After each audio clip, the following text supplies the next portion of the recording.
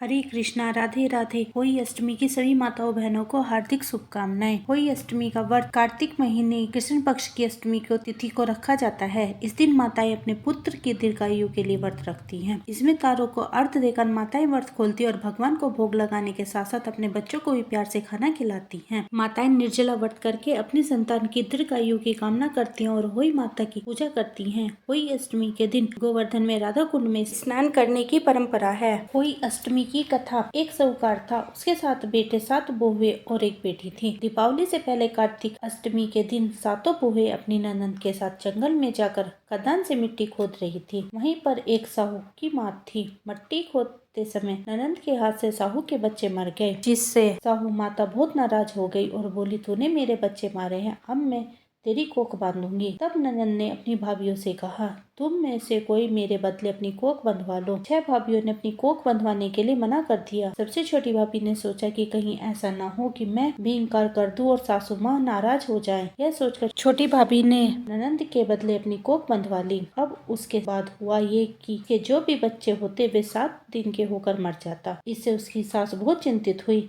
फिर एक दिन उसने पंडित को घर बुलाकर पूछा, पंडित जी, आप मुझे यह बताओ कि मेरी इस बहू के बच्चे होकर 7वें दिन क्यों मर जाता है। पंडित जी ने कहा, तुम इसे काली गाय की पूजा कराओ। काली गाय साहू माता से कहकर इसकी कोख खुलवा सकती है। जब साहू माता इसकी कोख खोलेंगी तब इसका बच्चा जिएगा। उस दिन के बाद से बहू सवेरे उठती और काली गाय के नीचे साफ सफाई कर आती। वह रोज ऐसा होने लगा तो गाय माता सोचने लगी कि ये कौन है जो मेरी सेवा कर रही है, कल देखूंगी। दूसरे दिन गाय माता खूब तड़के जागी तो क्या देखती है कि साहूकार की सबसे छोटी बहू उसकी सेवा कर रही है। गौ माता उससे बोली, तुझे किस चीज की इच्छा है जो तुम मेरी तेरी सेवा कर रही है, माँ क्या मांगती है। तब साहूकार की बहू बोली, हे गौ माता, साहू माता तुम्हारे भयाली हैं, उन्होंने मेरी कोख बांध रखी है, तुम उनसे कहकर मेरी कोख खुलवा दो। गौ माता उसे 7 समुंदर पार लेकर चली। रास्ते में कड़ी धूप थी, इसलिए दोनों एक पेड़ के नीचे बैठ गए। अभी उन्हें वहाँ बैठे कुछ देर हुई थी कि बहू ने एक काले नाग को वृक्ष की ओर से देखा। उस वृक्ष पर गरुड़ पंखनी का घोंसला था, उसमें उसके नवजात बच्चे थे। बहू समझ गई कि ये सांप गरुड़ पंखनी के बच्चों को खा जाएगा। फिर क्या था, बहू ने तुरंत ही उस सांप को मार डाला और उसे एक टोकरी से ढक दिया। इस प्रकार बहू ने गरुड़ पंखनी के बच्चों की रक्षा की। कुछ देर बाद गरुड़ पंखनी वहाँ आई। वहाँ पड़े खून देखकर उसने सोचा कि इस औरत ने उसके बच्चों को मार डाला है, अतः उसने बहू पर हमला कर दिया। उसकी कठोर और पैनी चोट से वह बहू के सिर पर प्रहार करने लगी। बहू बोली, क्या करती है, मैंने तो तेरे बच्चों की रक्षा की है और तू मुझ पर ही हमला कर रही है। देख, टोकरी हटा कर यह सांप तेरे बच्चों को मारकर खा जाना चाहता था, मैंने तो इसे मारा है और ये खून भी इसी का है। यह जानकर गरुड़ पंखनी बहुत खुश हुई और बोली, मांग, तुझे क्या मांगती है। बहू बोली, 7 समुंदर पार सहेली माता रहती है, तू मुझे और गौ माता को उनके पास जा दे। तब गरुड़ पंखनी ने उन दोनों को अपनी पीठ पर बैठाकर 7 समुंदर पार साहू माता के यहाँ पहुँचा दिया। साहू माता सयाली गाय को देखकर बोली, बहन बहुत दिनों बाद आई। फिर बोली, बहन मेरे सिर में तो बहुत जुएं पड़ गई है, जरा देख तो। गौ माता ने बहू को इशारा किया तो बहू ने की जुएं निकाल दी। इस पर साहू माता ने खुश होकर आशीष दिया, तेरे 7 बेटे होंगे, बहुएं आएंगी। वो बहू बोली, मेरे तो एक भी बेटा नहीं है, 7 कहाँ से होंगे, मेरी कोख तो तुम्हारे पास बंधी पड़ी है। यह सुनकर साहू माता बोली कि तूने तो मुझे ठग लिया, मैं तेरी कोख खोलती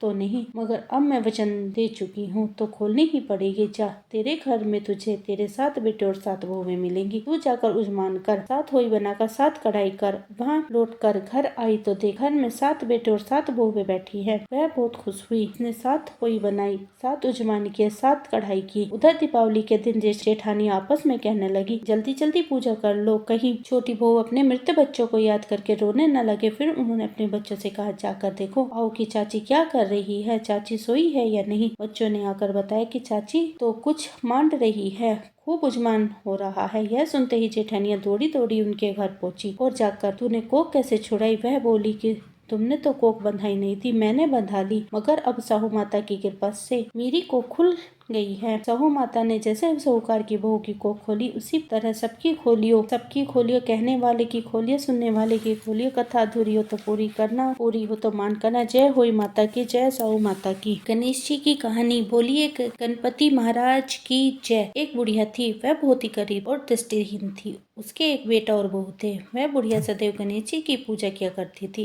एक दिन गणेश जी प्रकट होकर उस बुढ़िया से बोले, बुढ़िया माँ, तू जो चाहे सो मांग ले। बुढ़िया बोली, मुझे तो मांगना नहीं आता, क्या मांगू? तब गणेश जी बोले, अपने बहू बेटे से पूछ कर मांग लेना। तब बुढ़िया ने अपने बेटे से कहा, गणेश जी कहते हैं तू कुछ मांग ले, बता मैं क्या मांगू? पुत्र ने कहा, माँ तू धन मांग ले। बहू से पूछा तो बहू ने कहा, नाती मांग ले। तब बुढ़िया ने सोचा कि ये तो अपने अपने मतलब की बात कर रहे हैं। अतः उस बुढ़िया ने पड़ोसन से पूछा तो उन्होंने कहा, बुढ़िया तू तो थोड़े दिन जिएगी, क्यों तू धन मांगे, क्यों तू नाती मांगे? तू तो अपनी आंखों की रोशनी मांग ले, जिससे तेरी जिंदगी आराम से कट जाएगी। इस पर बुढ़िया बोली, यदि आप प्रसन्न हैं तो मुझे 9 करोड़ की माया दे, निरोगी काया दे, अमर सुहाग दे, आंखों की रोशनी दे, नाती दे, पोता दे और सब परिवार को सुख दे और अंत में मुझे मोक्ष दे। यह सुनकर तब गणेश जी बोले, बुढ़िया माँ, तूने तो मुझे ठग लिया, फिर भी जो तूने मांगा है वचन के अनुसार सब कुछ सत्य होगा। और यह कहकर गणेश जी अंतर्ध्यान हो गए। उधर बुढ़िया माँ ने जो कुछ मांगा था वह सब कुछ मिल गया। हे गणेश जी महाराज, जैसे तुमने